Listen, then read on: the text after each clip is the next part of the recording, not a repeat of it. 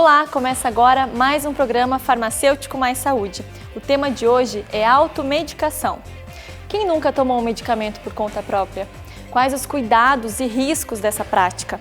O Brasil é um dos campeões mundiais em intoxicações por medicamentos.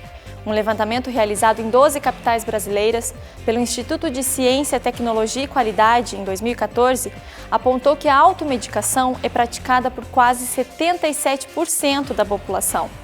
Neste programa, vamos debater sobre esse tema com um grande especialista no assunto, o farmacêutico e professor Tarcísio Palhano. E como sempre, teremos as dicas do quadro Bem-Estar e mais um capítulo da série Farmacêutica em Ação. Tudo isso em instantes.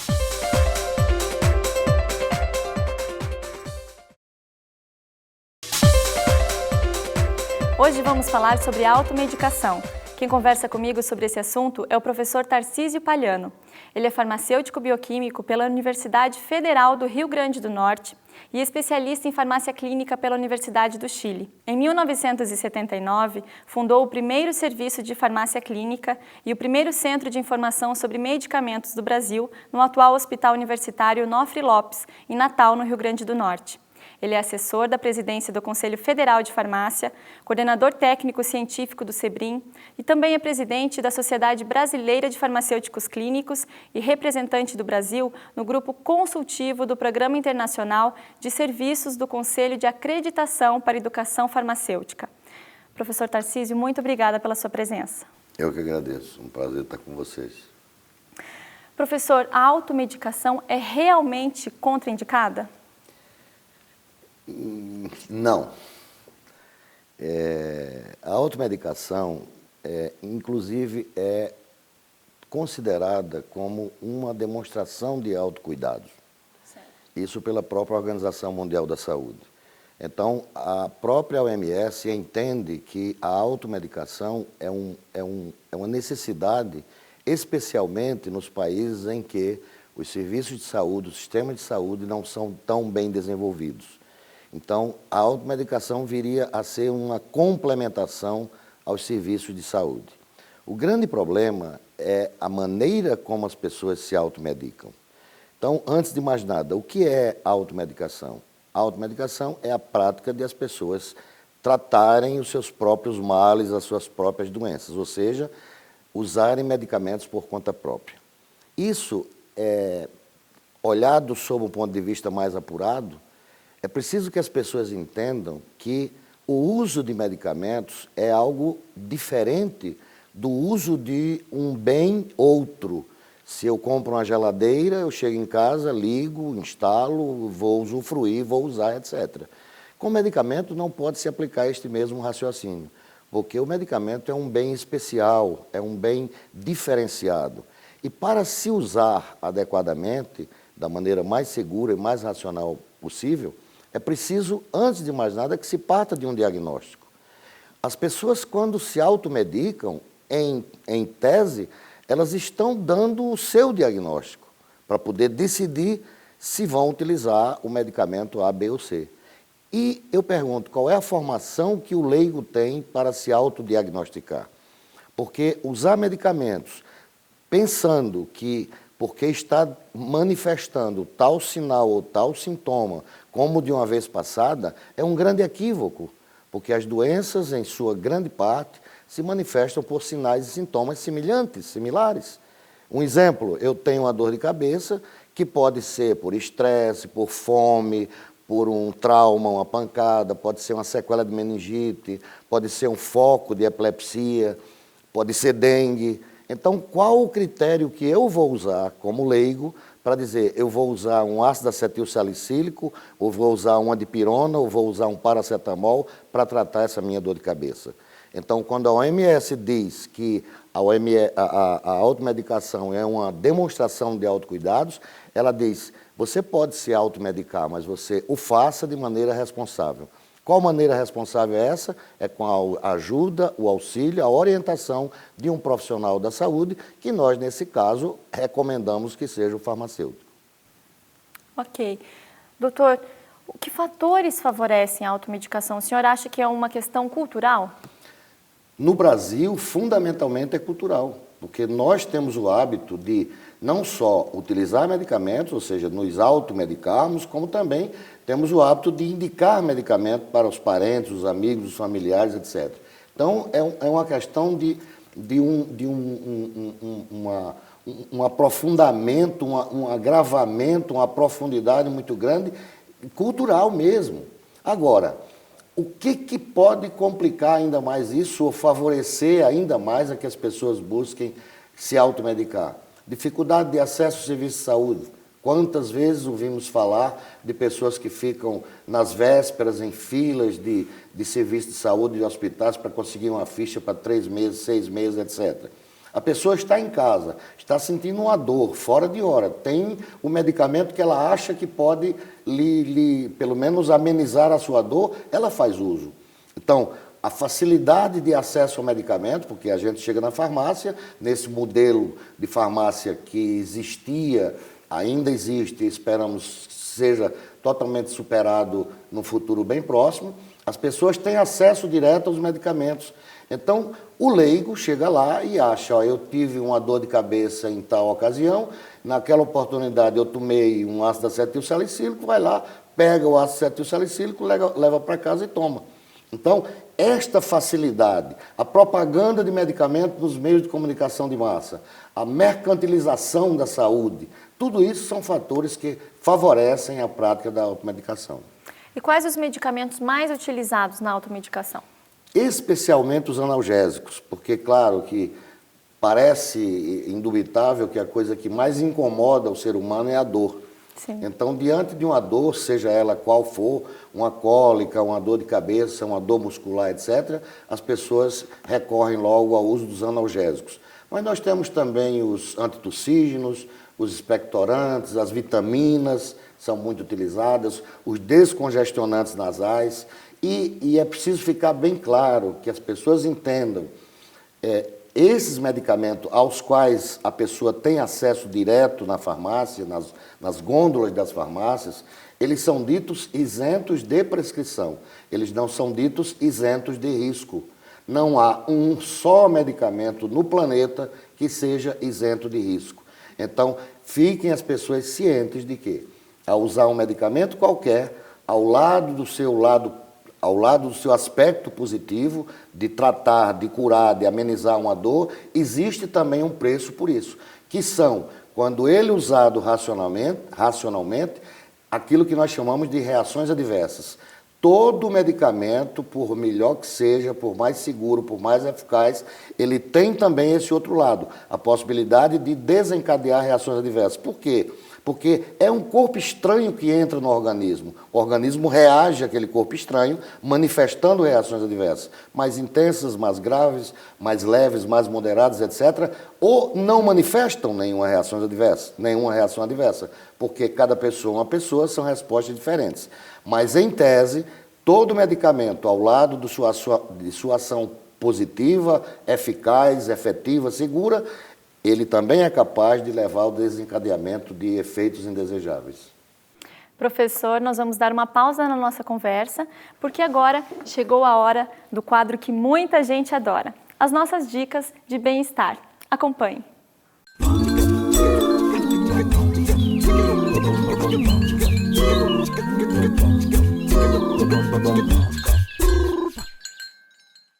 A exposição inapropriada da pele ao sol pode produzir efeitos maléficos, como o desenvolvimento de doenças.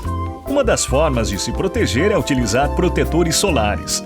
Veja estas orientações gerais sobre o uso de protetores. O fator mínimo de proteção deve ser o 30. Aplique cerca de 30 minutos antes da exposição solar. Espalhe o filtro de maneira abundante por toda a pele. E não esqueça das orelhas, pescoço, nariz, pés e mãos. Reaplique o filtro a cada 2 horas ou depois de entrar na água.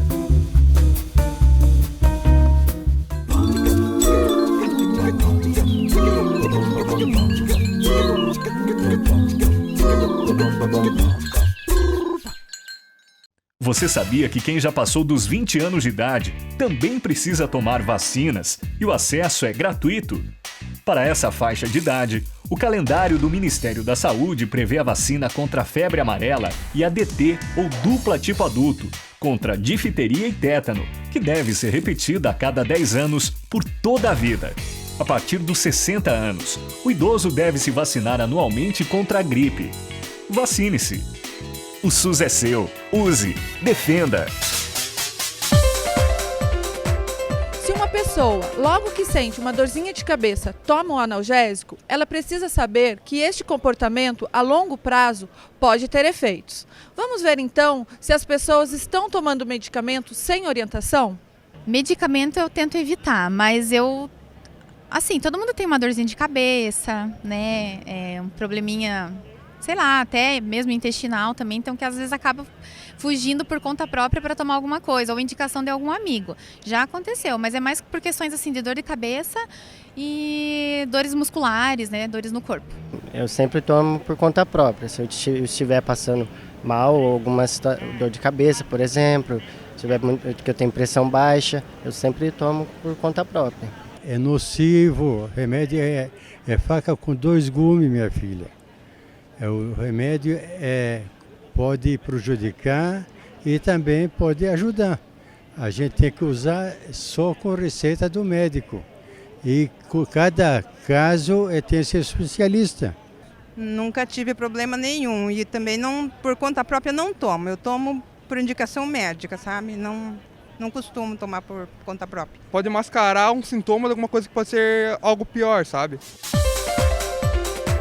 Hoje estamos conversando com o farmacêutico Tarcísio Palhano sobre a automedicação, uma prática de quase 77% da população brasileira.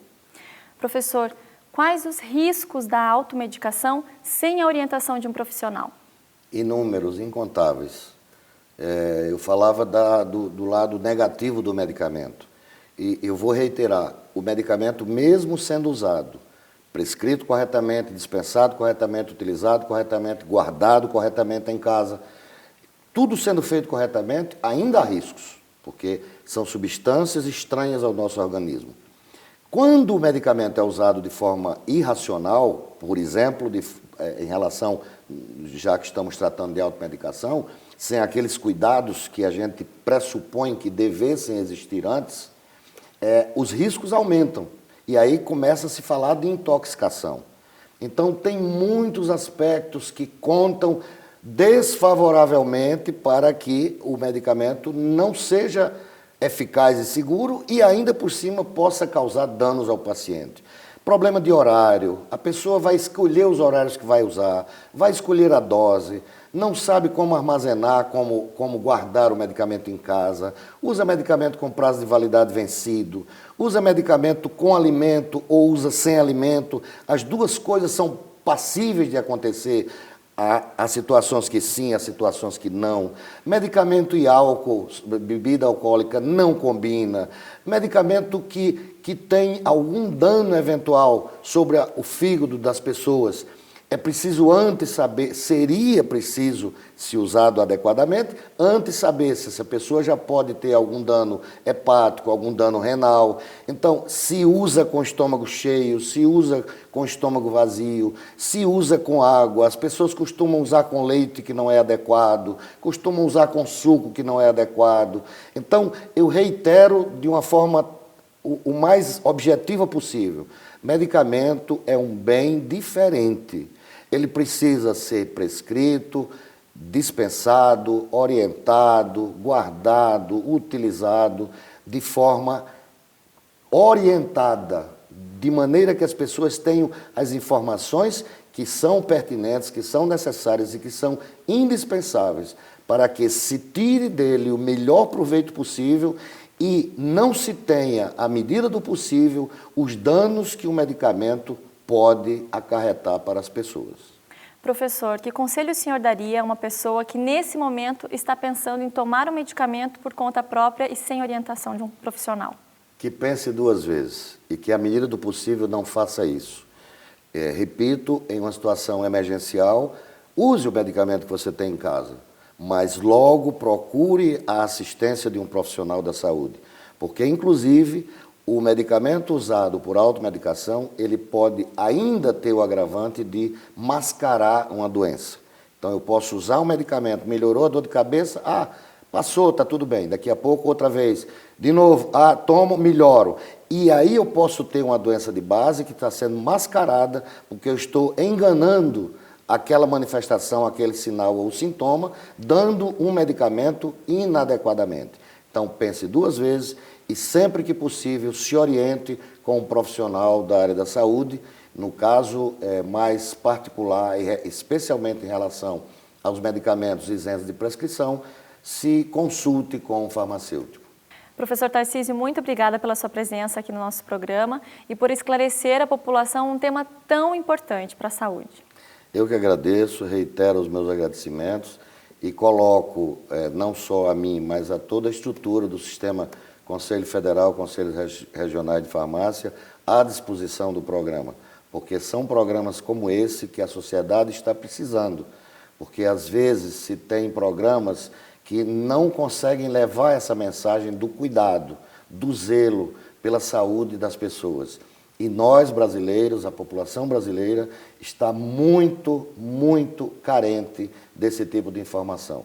Então, não só me coloco à disposição, como também quero parabenizar a vocês que fazem o programa com essa seriedade e nessa perspectiva de uma abrangência tão bonita que possa levar informação útil sobre um tema tão importante como medicamento à sociedade e ao povo brasileiro. Muito obrigado.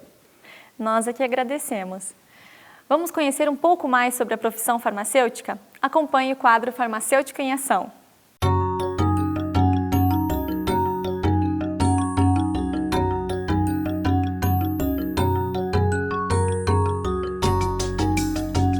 Mais de 30% aí dos profissionais que trabalham com perícia criminal no Brasil são farmacêuticos. Os concursos públicos que são feitos, eles são concursos visando uma área específica da farmácia.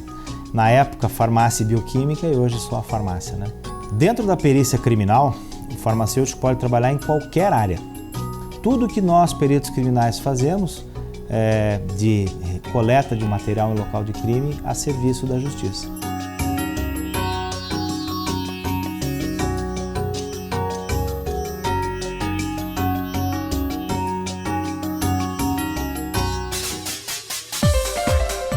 O programa de hoje fica por aqui. Para fazer críticas ou sugestões, envie um e-mail para o endereço que aparece aí na sua tela. Curta, divulgue e compartilhe os vídeos do programa em nosso canal do YouTube. Obrigada pela sua audiência e até o próximo programa. Tchau!